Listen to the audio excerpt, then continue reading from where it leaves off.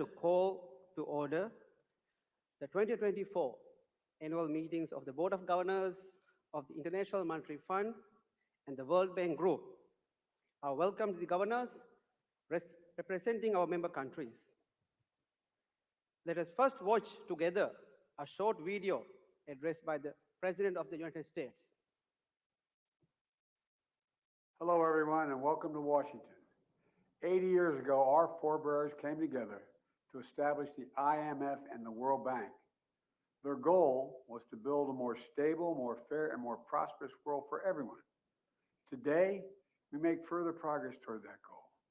We need to urgently evolve our institutions to respond to the challenges of our time, accelerating the clean energy transformation, empowering workers, closing the infrastructure gap, addressing pervasive non-market practices, ensuring our institutions represent all the people we serve. We're already making important headway together. At the World Bank, we've unlocked over $140 billion in new lending. At the IMF, the United States has delivered over $20 billion in additional lending. And together, we've made sure African countries have more seats at the table. So my message today is very simple. Let's keep it up. As we head into the G20 summit next month, we all need to make a stronger commitment to the International Development Association. And we need to help countries saddle with debt, because nations shouldn't have to choose between investing in their future or paying back their creditors. Let me close with this. Like 80 years ago, we stand at an inflection point where the decisions we make now will determine the course of our future for decades to come. Will we act with urgency and purpose to meet the moment? I believe there's only one answer. We can, we must, and we will. Thank you.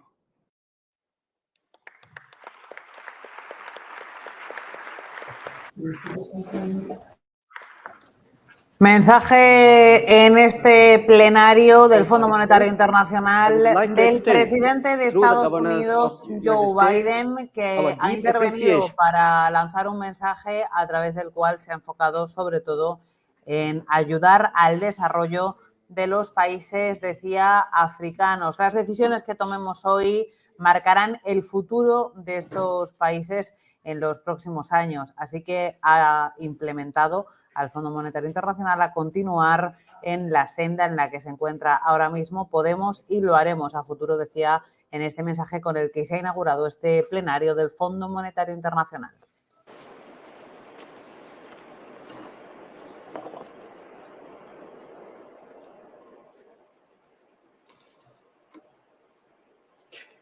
Bismillahirrahmanirrahim.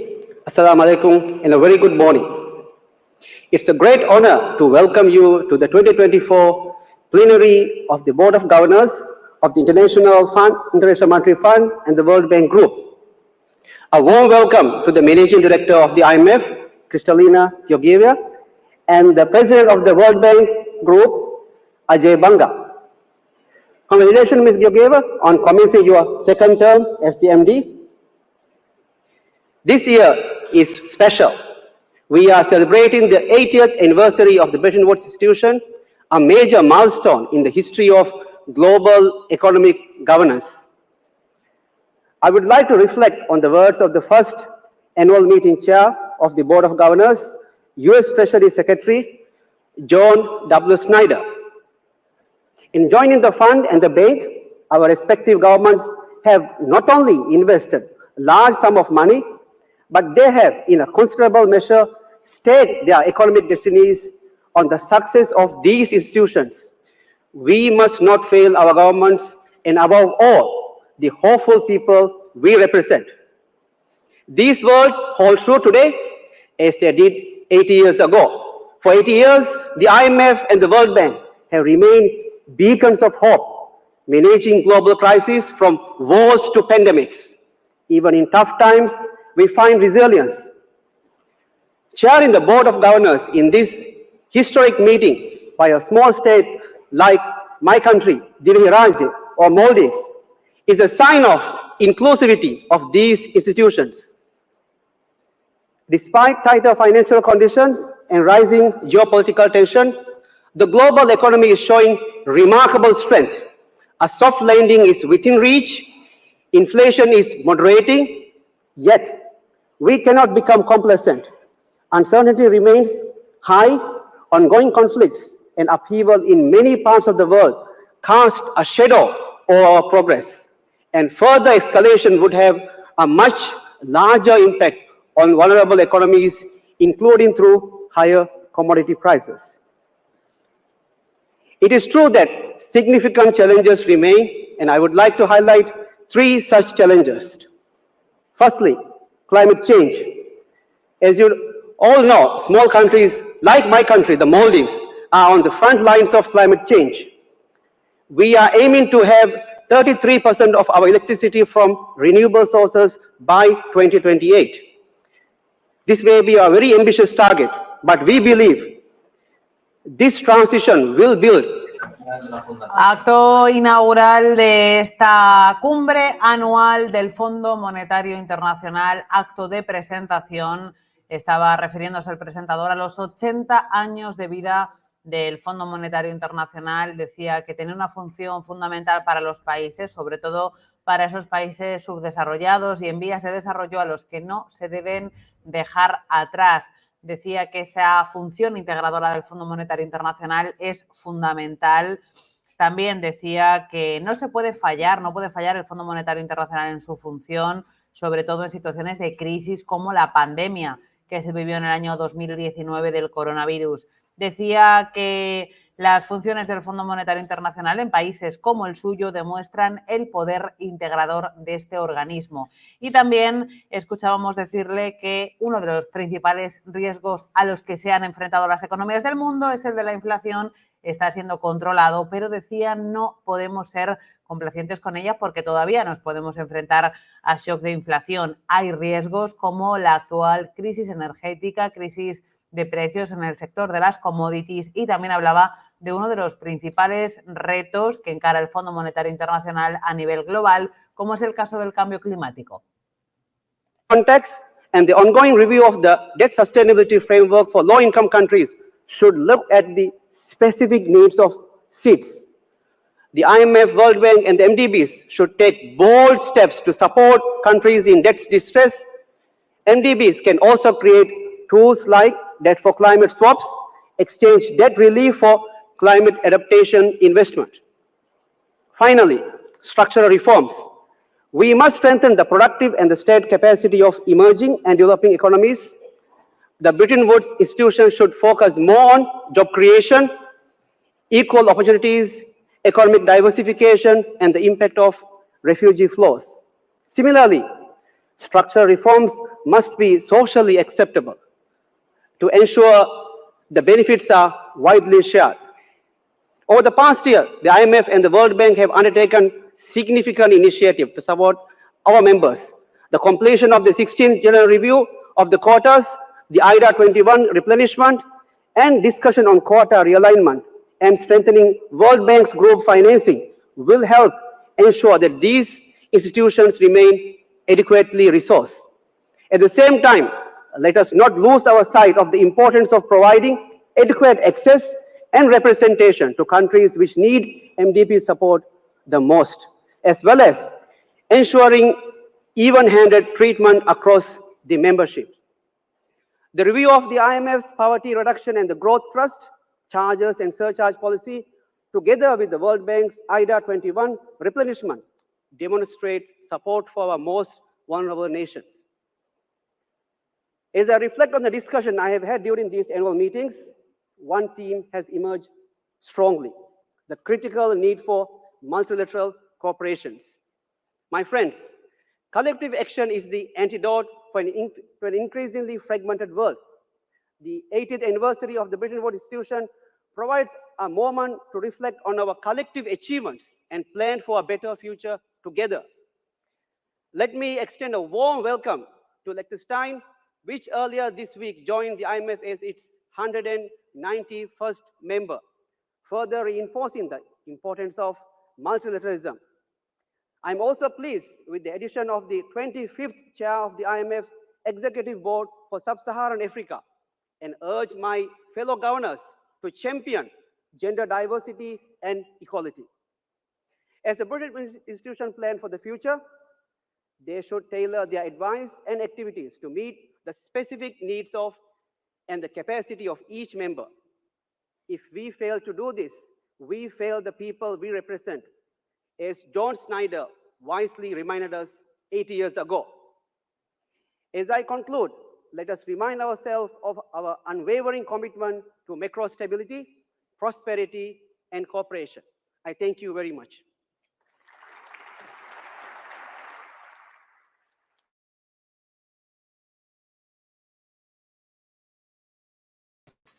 Termina este discurso inaugural de esta cumbre anual del Fondo Monetario Internacional en la que se estaba refiriendo a lo que ha hecho el Banco Mundial y el Fondo Monetario Internacional en los últimos años. Hablaba de la importancia de trabajar en el acceso a la educación. Decía que es el momento de reflexionar sobre los retos futuros para conseguir un futuro conjunto más equilibrado y justo que fomente las capacidades de cada país miembro. Y ahora quien escuchamos es a Kristalina Georgieva, la directora gerente del Fondo Monetario Internacional.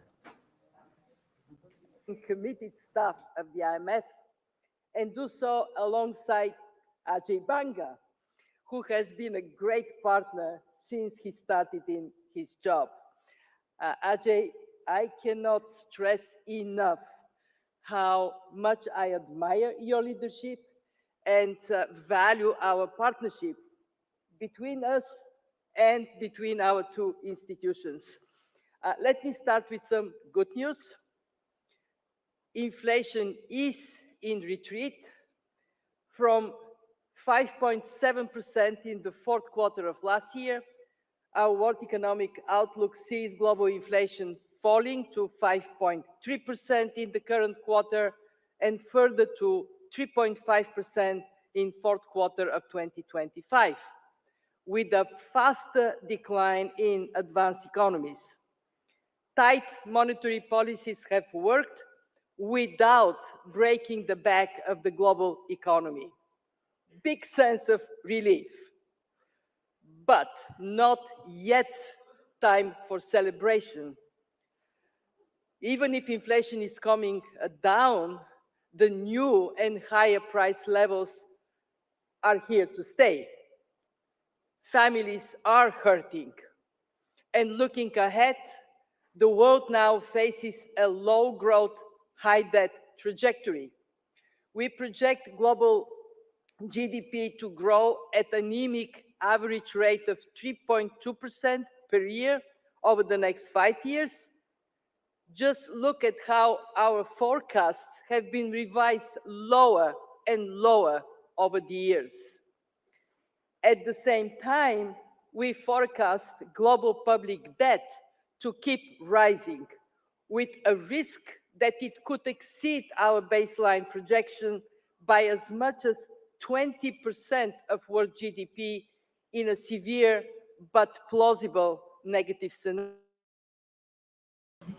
Ha iniciado este discurso Kristalina Georgieva, la directora gerente del Fondo Monetario Internacional, diciendo que el mundo se enfrenta a buenas noticias, la inflación está cayendo, habla de que va a terminar el año 2024 en el 3,5% a nivel global, que esas caídas de la inflación sobre todo han sido bastante evidentes en los países más desarrollados. También decía que el avance está siendo positivo en otros países, pero dice que tenemos que tener en cuenta cuáles son los riesgos a los que se enfrenta el futuro de las economías del mundo. Todavía no es tiempo para celebrar, decía Kristalina Georgieva, porque la inflación está cayendo, pero hay que tener cuidado, sobre todo con la evolución del crecimiento de las economías y de los mercados laborales. Expenditure in advanced economies, 9% of GDP in emerging economies, 14% in low-income countries. If you think it is tough now, just imagine how tougher it will become. To make matters worse, the world is fracturing and trade is no longer the powerful engine of growth that it used to be. The retreat from global economic integration, driven by both national security concerns and the anger of those who lost out from it, is visible in a mushrooming of industrial policy measures, trade barriers, and protectionism. There is much work to do. My message to our members is this. First, shift toward rebuilding fiscal buffers. Second, invest in growth-enhancing reforms. And third, work together to tackle global challenges. With monetary policy easing, fiscal consolidation should start now. Credibility requires persuasive communication with the public. Multi-year fiscal plans should lay out consolidation paths tailored to country-specific circumstances. This is not easy.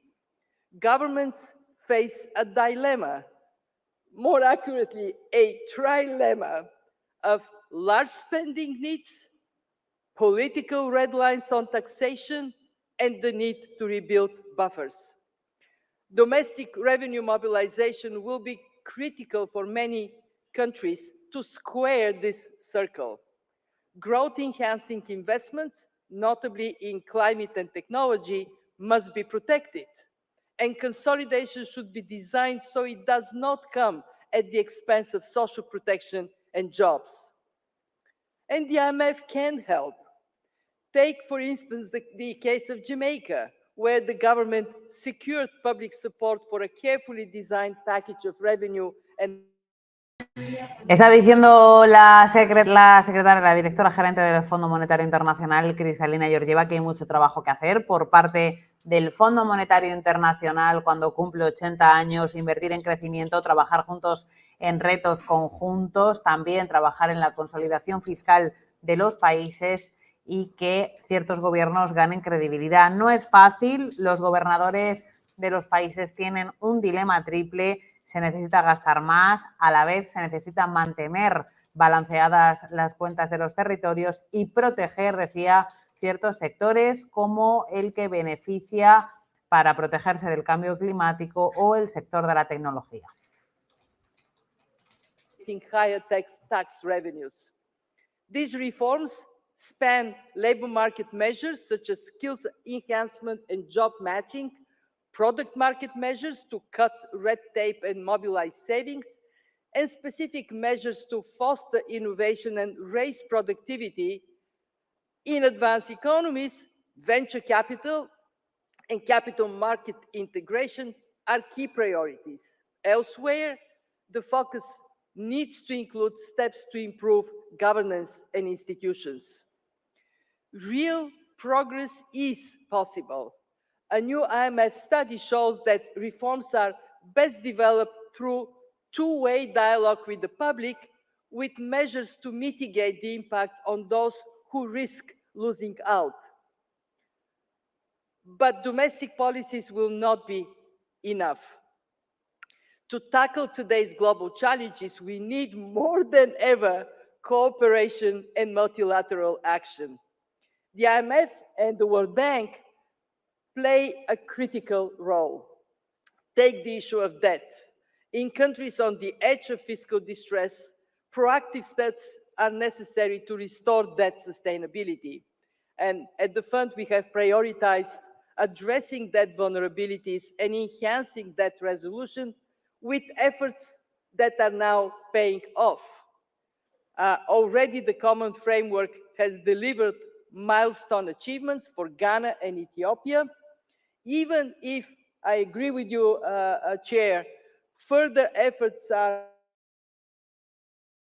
Está explicando Kristalina Georgieva que hay que llevar a cabo fuertes reformas en algunos países del mercado de trabajo, fomentar la renovación, el progreso real, decía Georgieva, es posible, pero las reformas económicas se tienen que hacer desde una perspectiva social y las políticas locales, las políticas internas de los países no son suficientes. Por eso destaca el papel que tienen que hacer, sobre todo en ciertos países que se quedan atrás, tanto el Fondo Monetario Internacional como el Banco Mundial.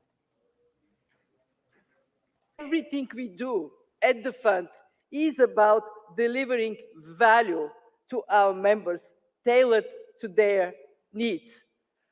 Our bilateral surveillance provides timely diagnostics and advice to help countries implement strong policies. During the pandemic, it was pivotal in helping countries assemble coordinated policy responses swiftly, despite high uncertainty. The focus of our regular consultations with member countries ranges from supporting institutional development in fragile and conflict-affected states to capital flow management in emerging market economies to advising on the details of interest rate policy in advanced economies. And we have deepened our analysis of the macroeconomic policy challenges posed by the green and the digital transformations. Our multilateral surveillance then pulls it all together to extract cross-cutting lessons for all. Again, the goal is to ensure that problems are identified and addressed early. This is precisely what we do in our flagship reports, the World Economic Outlook, the Global Financial Stability Report, and the Fiscal Monitor. All of this is complemented by capacity development work. We have fielded thousands of technical assistance missions in the last 5 years alone, transferring knowledge and creating a deep well of goodwill in the process. In short, we are the world's essential transmission line for the sharing of country experiences across our membership. And then there is the fund's unique role as a lender at the center of the global financial safety net. We are the first responder in times of trouble. Countries know we are here to catch them if they fall, especially the poorest and most vulnerable. We have stepped up our lending to support reforms and help vulnerable countries address balance of payment needs and build resilience in the face of multiple shocks. Barbados and Benin, Cabo Verde and Costa Rica, Moldova and Morocco, Suriname and Sri Lanka, just to name a few. The list of recent IMF program successes is long. In the years since the onset of the pandemic, we have set records for both our total lending volume and the number of countries assisted. With the stock of concessional credit outstanding from our Poverty Reduction and Growth Trust tripling to $28 billion. And in the less than 3 years since its launch, 20 countries have received long-term loans from our Resilience and Sustainability Trust, supporting policies to boost resilience to climate change. At the fund, we are currently exhibiting an artwork that captures our lending volumes over the decades in a beautifully visual way. The results are truly remarkable.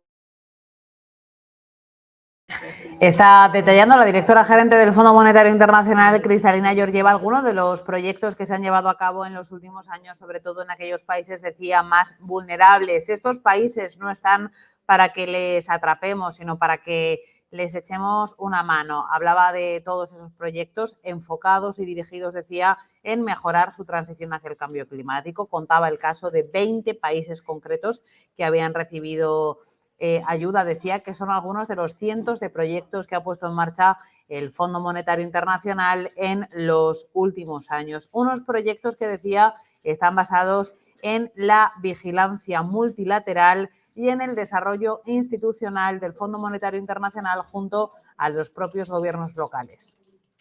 The fund's lending role and precautionary credit facilities strengthens the global financial safety net.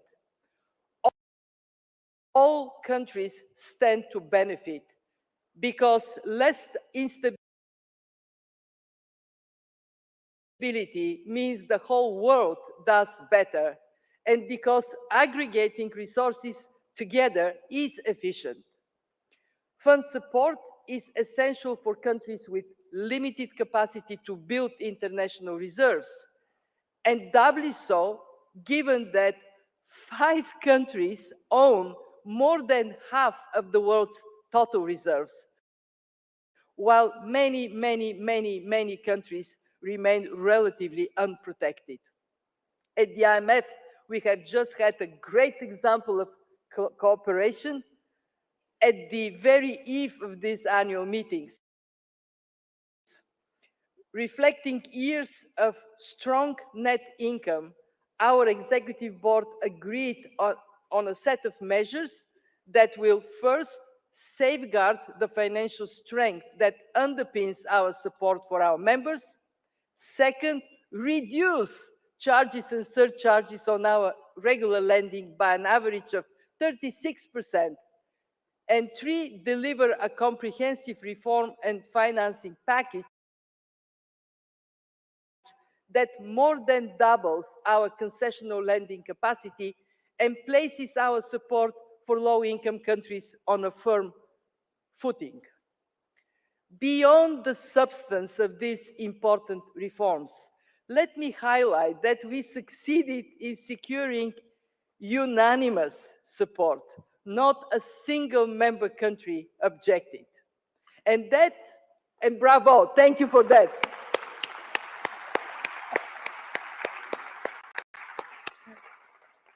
And this didn't just happen. I can tell you at the Aplaude y da las gracias Kristalina Georgieva al foro en esta cumbre anual del Fondo Monetario Internacional en la que está hablando de los principales retos a los que se enfrenta el desarrollo global, con foco puesto sobre todo en el desarrollo económico de esos países emergentes, de esos países que se encuentran en situaciones de mayor dificultad y de esos territorios en los que debe haber un apoyo conjunto de todos, decía, los países que forman parte del Fondo Monetario Internacional y del Banco Mundial. Enlightened self-interest. To do our job well, we must strive for inclusivity. And we heard that from our chair. Please join me in warmly welcoming Prime Minister Daniel Rich and his team. They are here to represent our newest 191st member, the Principality of Liechtenstein.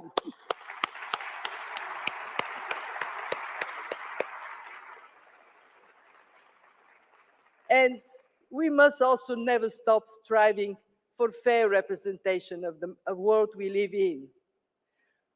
Work is ongoing with our board, as we heard from the chair, to get by June of 2025 possible approaches as a guide to better reflect members' weight in the world economy, including through a new quota formula.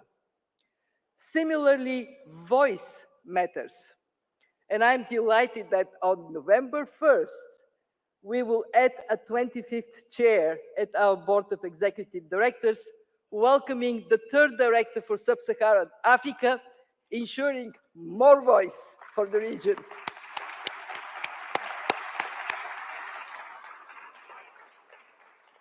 Last, but definitely not least, cooperation doesn't happen in a vacuum.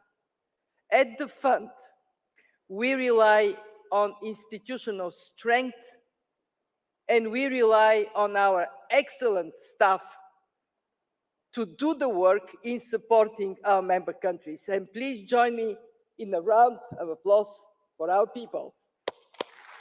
They're right here. They're right here, but most of them are back in the offices working. So let me close with an anecdote. This year being the 80th anniversary of the historic Bretton Woods Conference, Ajay and I decided to go to our birthplace. We took a group of leading thinkers with us for 2 days on reflection. We went to draw inspiration from our founders, men who, even in the darkest days of a world war, were able to shape a better future. And we understood if Keynes and White could shine a light in a tunnel that dark, then clearly our mission is to carry their torch. The skies over Bretton Woods were mostly dark and gloomy during these 2 days, but then suddenly the sun broke through and Mother Nature gifted us a gorgeous double rainbow. Set against the turning foliage of Mount Washington in the fall, it was, as you see, spectacular. To us, that was a great omen and a reminder that the sun is always there. It is only the clouds that come and go. Our founders have left a legacy to see through darker times. And so we will, because we know from them it can be done. Thank you. La directora del Fondo Monetario Internacional, Kristalina Georgieva, verdaderamente emocionada recordando a los fundadores de este organismo. Hablaba de esos acuerdos de Bretton Woods, de los que se cumple el aniversario número 80 este año. Daba las gracias a todos los trabajadores del Fondo Monetario Internacional y del Banco Mundial. Les daba las gracias por hacer del mundo un lugar más justo, y decía que los trabajadores del Fondo Monetario Internacional se inspiran en los fundadores del organismo. Decía que ellos nadaron en aguas oscuras y que ellos fueron capaces de ver en ese momento un futuro mejor. Nosotros tenemos que continuar con su legado y tenemos que seguir entendiendo que en la oscuridad se puede brillar a pesar de las dificultades a las que nos enfrentamos y a las que nos vamos a seguir enfrentando. Nuestra misión es transportar su antorcha y hacer del mundo un lugar mejor, decía Georgieva, como decimos, visiblemente emocionada. Vamos a escuchar la continuación de esta cumbre ya con otro interviniente. My first annual meeting in Marrakesh. From the day I got nominated, you have been a friend and a partner, and may you always, always feel the same about me. Thank you very much. It's an absolute privilege to stand before all of you at what I think is the convergence of two important moments for the World Bank Group. The first moment is to celebrate what we've achieved in these 80 years, as Kristalina talked about, but also reflect on the lessons that we have learned. And secondly, a moment to memorialize a year of change, of hard work, of progress, but most importantly, to prepare for what I think is the next generation of challenges ahead of us. The World Bank, along with the IMF, we were born in a moment of global upheaval. Kristalina just talked about it. Established in 1944 during the Bretton Woods Conference, it emerged as a response to the widespread devastation caused by World War II. Its original purpose as the International Bank for Reconstruction and Development was focused squarely on helping war-torn nations to rebuild. However, even in those early discussions, there was a very spirited debate. By the way, most of the people there were men, but there was one woman. That is a delightful change. Now we have more than one woman involved in all this work. We'll come to that in a minute. But a spirited debate did emerge. Should the World Bank focus solely on reconstruction? Or could it play a broader role in fostering global development? And since then, the world's needs have continued to evolve, and I think the bank and its people have evolved with them. We find ourselves today at a very similar crossroad, where reconstruction is at the forefront due to the wars in Europe, in the Middle East, and in Africa. The lessons from the past have uniquely equipped us to rebuild from today's conflicts. And while reconstruction is essential, our focus has increasingly turned towards development. And that is where the World Bank's heart lies, helping nations emerge from less fortunate circumstances to enable people to reach what I think is really important, which is their own full potential. Today, we face a world of unparalleled complexity. Poverty, climate change, conflict, pandemics, these have all got intertwined. And the modern requirements of reconstruction and development call for an institution that is faster, is simpler, and is more impactful. An institution that is capable of addressing the challenges of our time, but at an unprecedented scale. It is a call that was echoed by our shareholders and our clients when I joined 16 months ago. A mandate to work with the enormously dedicated people of this institution to engineer the evolution of our own institution. Together, we have embarked on this journey to build a better bank and to bring that vision to life. I think we have achieved meaningful improvements across the institution, and we've progressed towards that promise. I'm encouraged that we're moving in the right direction. I know there are measurable milestones there: streamlined operations, a more impact-oriented institution, and increased lending capacity. So first, we are faster, because development delayed is development denied. It's as simple as that. By streamlining our processes, we can move from planning to action more quickly. We can reduce the time it takes to deliver for the countries we serve, for our clients. We have reduced project approval from an average of 19 months to 16, but our real task is to get it to 12 months by June of next year. That's the target. Now, this is manifesting in reality. It uses the platform approach. In fact, recently, we have approved a set of health projects with similar characteristics in 5 African countries, each in under 100 days. By the way, 2 of them in under 30 days. We can get to the 12 months. The question is, another example, in the Pacific region, we approved a correspondent banking support project with 7 countries in 10 months. So that's our direction of travel. Second, we are simpler, because process should never overtake substance. Simplifying our processes helps us to work more efficiently. It helps us to make it easier for our clients, especially those with limited capacity to access our services. And let's remember, for the World Bank Group, that is the majority of our clients. We are delivering a unified country partnership framework. We now have 21 joint country heads representing the entire group: IBRD, IDA, MIGA, and IFC.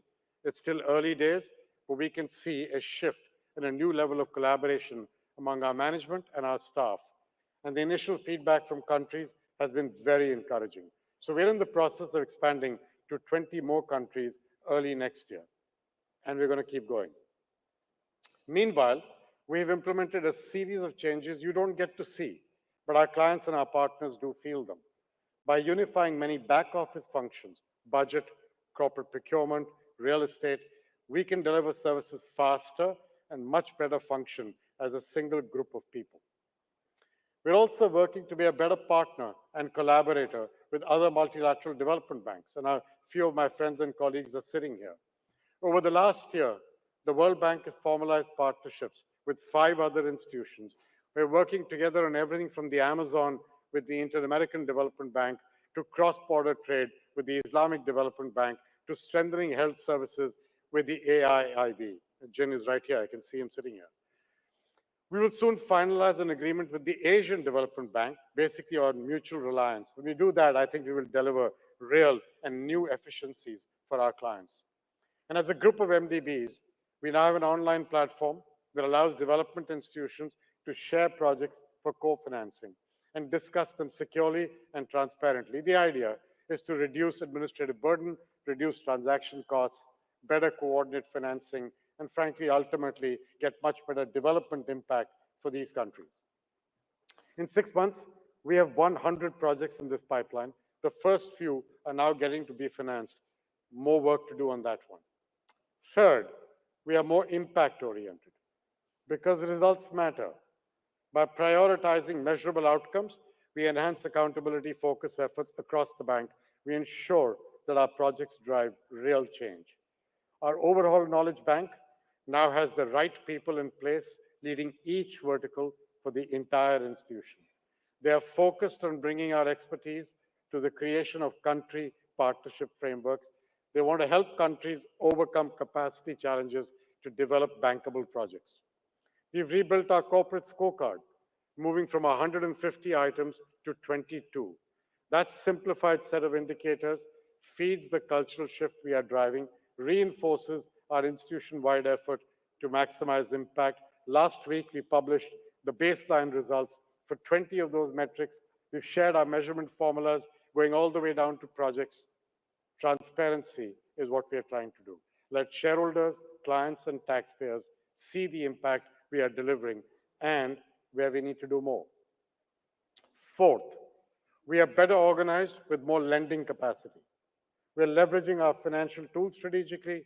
We can expand our reach, deepen our impact without compromising our financial sustainability or our AAA rating. We've aggressively pursued the capital adequacy measures that the G20 framework laid out. We've stretched our existing balance sheet. We've secured additional lending capacity at IBRD of over 150 billion over the next 10 years. A combination of new tools and shareholder generosity has done this for us. It includes hybrid capital, portfolio guarantees, 2 equity to loan ratio reductions in these past 2 years. We've built on that foundation by offering new instruments and scaling what we think are known solutions. For example, we've introduced 50-year financing for global public goods at no additional cost.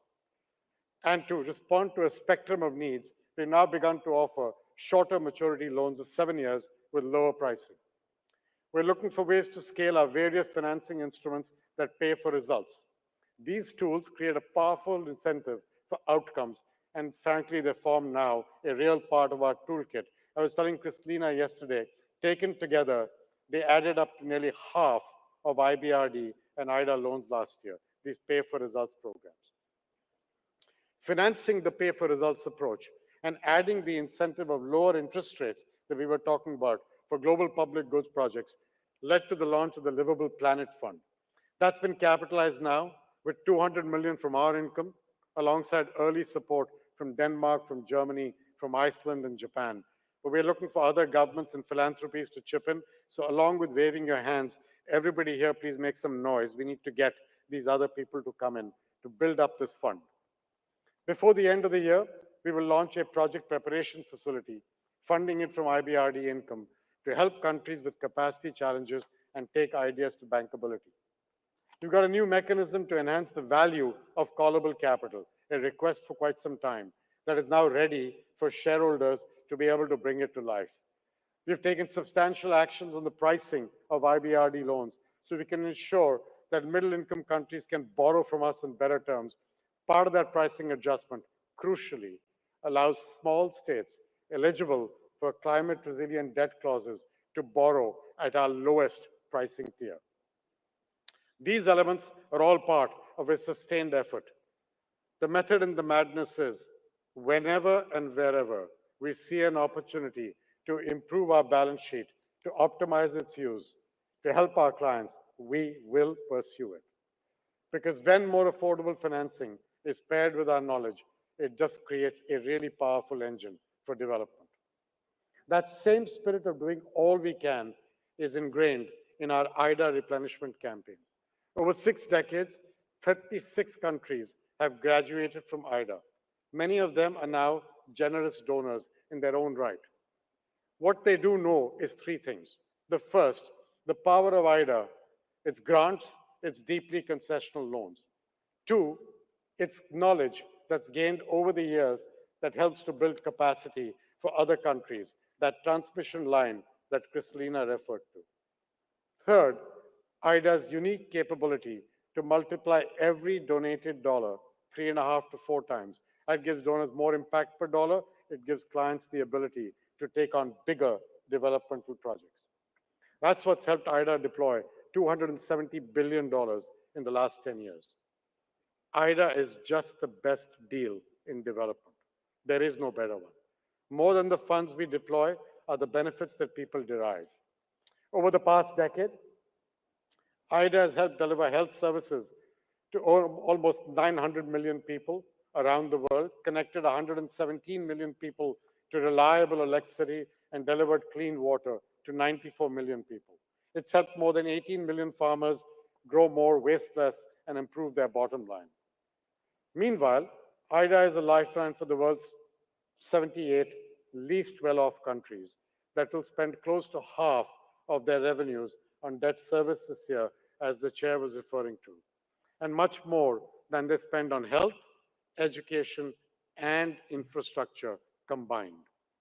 In that environment, IDA has provided $16 billion over the last 4 years to the 4 countries in the common framework that the IMF and World Bank have been working on together with the G20.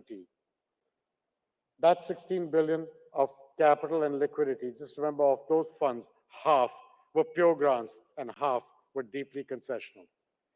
We are doing all we can to ensure that IDA has the resources it needs to be effective. We believe that a focused, simpler IDA provides the best opportunity to breed stability, security, and advanced development. Over time, IDA's required measurements have swelled to nearly 1,100. What we're trying to do is to reduce them to under 400, giving clients more freedom to prioritize and shape their development to suit their country's circumstances. We hope that the IDA Pledging Summit that South Korea is hosting in December, we hope then we will be able to tell the 17 countries that rely on IDA that a well-resourced and simpler IDA has arrived for them. Even with the improvements of this better bank, of this additional capital that we're all working on together, we need to find a way to incentivize the private sector to come in as our force multiplier. A lot of people have talked about private sector mobilization. It's not a panacea, it doesn't happen in a hurry, but it can be done. The starting point, what we did, was to publish proprietary investment data to inspire investor confidence in 2 ways. First, through GEMS, which is a collaborative platform that all the MDBs share. We've published private sector default publicly. That's what I wanted to say. I just mixed it up. Private sector default data and recovery rates broken down by country and sector. And we shared sovereign default and recovery rate statistics going back 40 years. That data, by the way, is now on Bloomberg terminals for every private investor to take a look at. Second, IFC published private sector default metrics broken down by credit rating of the borrowers. But data is not going to get us there because the requirement, the UN estimates you need $4 trillion every year to get to the development goals. Those resources do not exist between public finances, multilateral banks, and philanthropies. We just need the private sector. And to engage them, they have to see a very clear return and opportunity for their investments. This private sector lab that we set up, which was created to address the imbalance for renewable energy, has identified 5 areas of focus. We're advancing each. We're looking to deploy lessons to other areas of work. So what's the first one? Regulatory and policy certainty. We're testing our capacity to help governments with this, along with the IMF and the African Development Bank, through our initiative to connect 300 million people in Africa to electricity. Second, political risk insurance. We've simplified our guarantees business. We're being more purposeful about employing it. Already this fiscal year, we've issued 3 times more guarantees than at this point last year. Hiroshi keeps reminding me that 3 months is not a trend. I think Hiroshi is wrong, but we'll see. And I'm sure we will be able to go even further once the platform is fully realized. Third, foreign currency risk. We know that developing local capital markets with enough depth and width is the best way to help investors manage that risk. And together with the IMF, that's what we do. The thing is, that takes time. Meanwhile, you've got to help countries navigate the challenge who are at varying stages of progress on local capital markets. So what are those ideas? A multi-layer FX risk-sharing facility to spread the risk across the private sector, across governments and the World Bank for longer-term projects. And we're working on using surplus local currency deposits in commercial banks to lend more in local currency. The IFC has found great success in lending in local currency. Almost a third of their loans are now financed out of local currency. Fourth, first loss and junior equity. We're developing and will announce in a matter of weeks the Frontier Opportunities Fund that will incentivize the private sector by taking some of that risk off the table. The initial pool of funding will come from IFC's net income, but to have the kind of scale we desire, like the Livable Planet Fund, we need donors and philanthropies to come in and aid us. Fifth, creating an asset class. This, to me, is the most promising longer-term idea in the private lab. In other words, originate to distribute. not just securitize, not just synthetic securitization, really build an asset class in this category. We're expanding these efforts by forming a new group led by Doug Peterson, the current CEO of S&P. He is stepping down on the 1st of November, and he's going to help us to drive a group that will include key players like BlackRock, commercial banks, other institutional investors. Our goal is to move from offering small, bespoke loans to larger packaged securities with a rating agency wrapper and create a tradable market in these kinds of assets and loans. Among other things, this will require standardization of loans and documents, both from our side and the receiving countries. I believe this has the greatest potential to unlock large sums of money from the investors like pension funds, insurance companies, and sovereign wealth funds. Attracting more private investment is challenging. As I said at the beginning, it will take time, but we are committed to getting this done. With the reforms we've implemented and others in motion, I think the group is positioned to take on bigger, more ambitious projects, accelerating our mission to create a world free of poverty on a livable planet. And that's why M300, we love our acronyms, but M300 is our goal to deliver electricity to 300 million Africans by 2030 with the African Development Bank. The Rockefeller Foundation joined the effort, and together we're now busy recruiting other philanthropies and investors. Meanwhile, our teams on the ground are developing country-by-country analyses of the barriers facing each. It's clear that a mix of distributed mini-grids, better transmission and distribution systems, and properly financed utilities will all be important. We anticipate at least $30 billion of public sector investment will be needed, of which IDA will be critical. That work will be done early next year for the Heads of State Summit in Tanzania.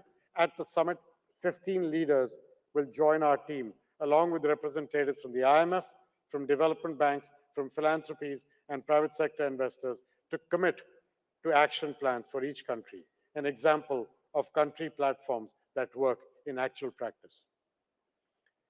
The IMF has been very generous in stepping in to be thoughtful of how we can use the RST to be helpful for countries who will need the fiscal headroom to do their part of this work. And I think we will find a way, like I said, to make 1 + 1 = 3 once again. Our commitment to scale is also very clear in our objective to support countries in delivering affordable quality healthcare to 1.5 billion people by 2030. As part of that initiative, we're expanding our focus to help people stay healthy from birth to old age. We're working to reach them in remote places, and we're partnering with governments, most importantly, to make healthcare more affordable. An effort that will be aided by our collaboration with the World Health Organization and with the Japanese government via the Universal Health Coverage Knowledge Hub, which we are launching in Tokyo next year. We've got other goals, like those we announced at COP28, that are moving forward. We committed to get to 45% of our total financing at IBRD and IDA to climate, with half going to adaptation by 2025. We're at 44 already in 2024. We will cross that 45%. Where we have not yet met our goal is on adaptation, because the countries who need the most help on adaptation are also the ones with the least capacity to get these done. This is work we have to do more on. We've promised to launch 15 country-led programs to cut methane emissions. All are online, with monitoring systems now being set up to track progress. We launched climate-resilient debt clauses, allowing a 2-year pause in debt payments. So far, 12 countries, many in the Caribbean and the Pacific Islands, have signed up, and more in the pipeline. Complementing these CRDCs, we've introduced a rapid response option, which allows countries to immediately reallocate a portion of their undispersed funds in times of crisis. Actually, Kristalina and I have heard back from a number of countries about the value of that rapid response option. And just this week, we set out on 2 other journeys: agriculture and the point where I started about women and that one lady at Bretton Woods, to empower women. In the coming decades, on agriculture, the world is going to need 60% more food to feed 10 billion people. With new tools, with roadblocks of the past like fragmentation, these are giving way to opportunities of tomorrow. To take advantage, we're launching an ecosystem approach for agribusiness that brings together the World Bank and partners to help smallholder farmers move beyond subsistence farming and integrate into commercial value chains. Smallholder farmers, that's what we're trying to help here. Underpinning that system is a link from our public sector experience building farmer associations and our government capacity for our private sector financing and access. We are combining this new way of working with a new level of investment. We're going to double our agri-finance and agri-business commitments to $9 billion annually and aim to mobilize billions more from the private sector by 2030. Together, we can reshape the future of food security, of nutrition, of growth, and most importantly, good jobs in the agricultural sector. We're also working towards a world where women have the power to shape their own destinies, a world where they are not limited by either societal expectations or economic constraints. Our job is to build a ladder of opportunity where each rung represents a step towards greater empowerment. To help women climb the ladder, we are going to provide support at every level of that ladder. Our goal is to build a foundation for that ladder that provides a social safety net of up to 250 million in this period till 2030, a middle step that connects 300 million women to broadband, and the top step that provides access to capital for 80 million women-led businesses by 2030. That's the ladder we're going to build. These goals will be achieved with a comprehensive action plan that pulls together regulatory reform, skilling, digital affordability, and partnerships. But our work is far from finished. Ultimately, our focus must be directed towards development projects and tackling the root causes of poverty. Poverty is a state of mind, not just a state of being. The most effective way to defeat poverty is to give people jobs. The best way to put a nail in the coffin of poverty is to give people the hope, the optimism, the dignity of a job. So let's turn the page and let's look to the future. The World Bank Group is poised to embark on the next phase of our mission, and that is to ensure job creation and employment are not the byproduct of our projects, but an explicit aim of what we do. Throughout the history of development, jobs have proven time and again, as I said, to be the best solution, the best and the most lasting panacea for poverty. This dignity, this sense of purpose, this uplifting of the human spirit and condition, that's what jobs do. They are the key to unlocking potential. They provide a pathway out of poverty. They empower women. They give hope to younger people, which is our future. And they build stronger communities.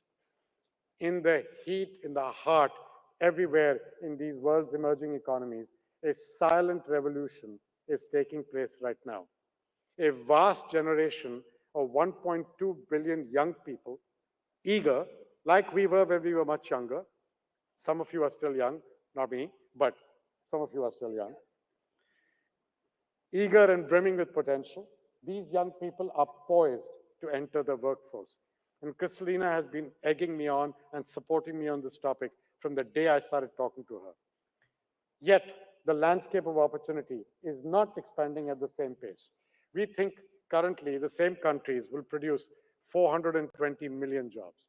The specter of unemployment looms large, potentially leaving up to 800 million young people without meaningful employment.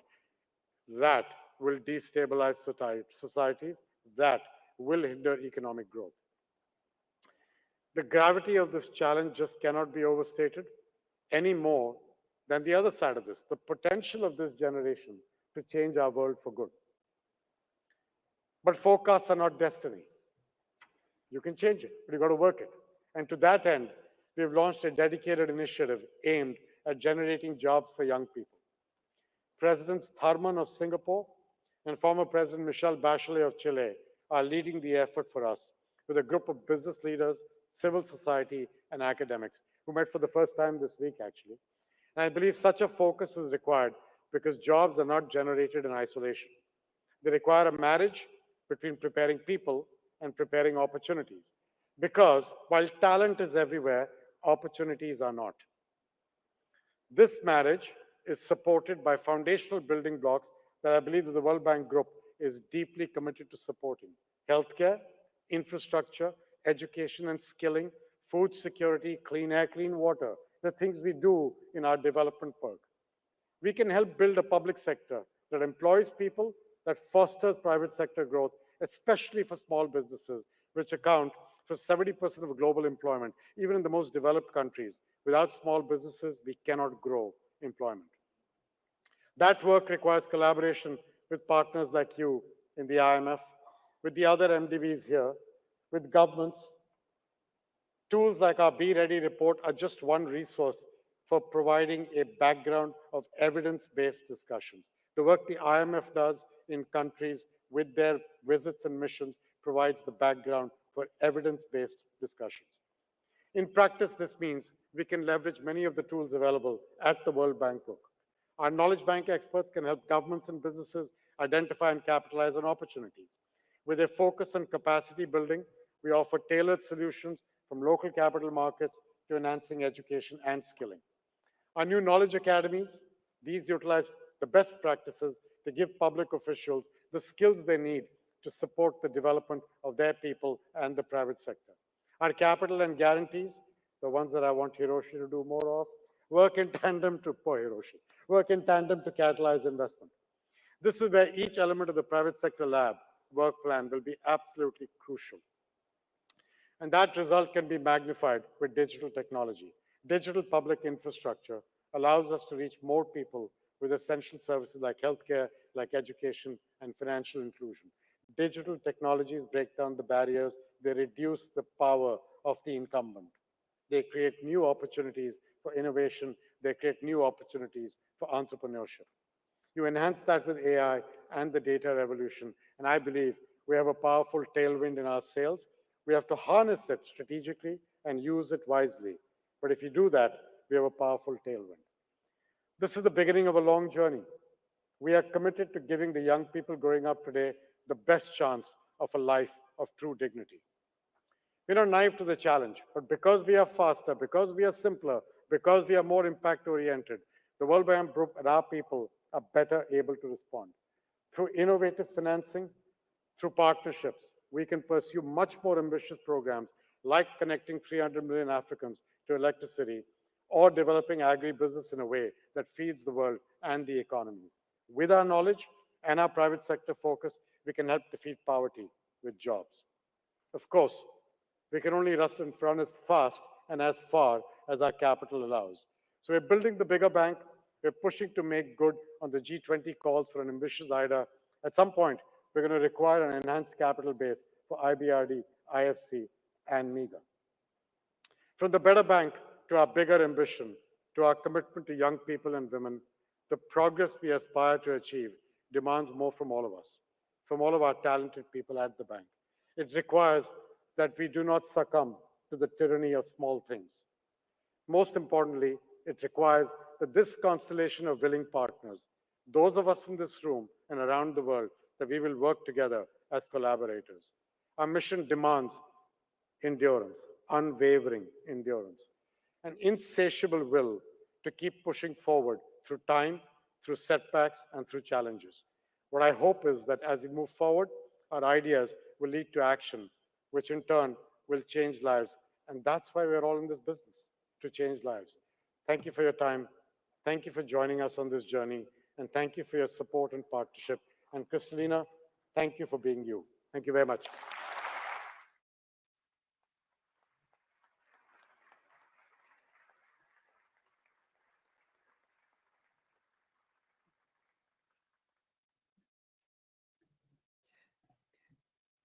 Thank you, Mr. Banga, for an insightful speech, giving a lot of work which the World Bank is doing.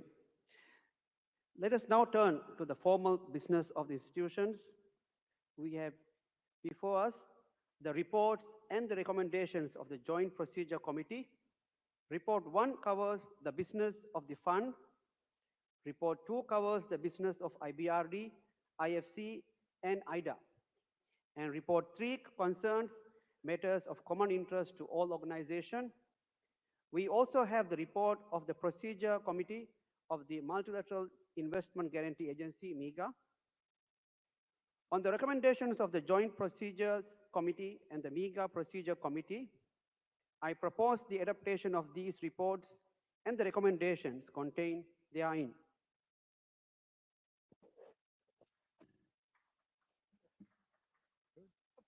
As there is no objection, the reports and the recommendations are adopted.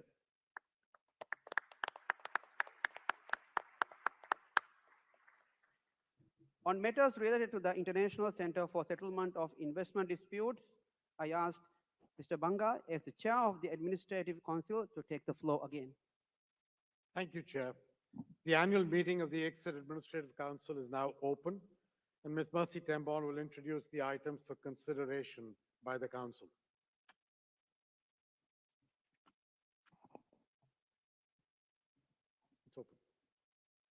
It's open. It's on. Okay. Thank you, Chair. Bring it towards you. Thank you, Chair. There are two items on the ICSID agenda this year that call for the adoption of resolutions by the Council.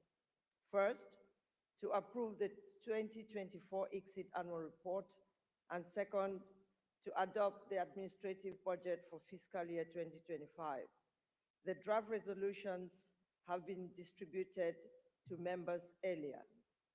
It is proposed that the draft resolutions on the ICSID 2024 annual report and the ICSID administrative budget for fiscal year 2025 be adopted. I take it that the two resolutions are adopted. With that, the 2024 annual meeting of ICSID's Administrative Council is adjourned. I thank Mr. Banga and Ms. Tembon. I would like to take this opportunity to thank the governors of the Fund and the World Bank Group for the honor to have served as the chair of this session. I thank you for your support and cooperation. I would also like to thank the former governor of the Maldives Monetary Authority, His Excellency Ali Hashim, for his contribution as the chair of the Board of Governors. Allow me also to express my deep appreciation to Ms. Georgieva and Mr. Banga for their leadership of our two institutions. I also recognize the commitment of the staff of the Fund and the World Bank Group for carrying out the vital work of these institutions. I would like to thank Mr. Ogada and Ms. Tembon, as well as the staff of the Secretariat of both of these institutions for the successful organization of the meetings. I would also like to thank the two vice chairs, governors of Chile and Nigeria. I wish to congratulate the governors for Cabo Verde, some people say like that, or Cabo Verde. We will know the correct pronunciation in the future, I'm sure, who has been selected to chair for the coming year.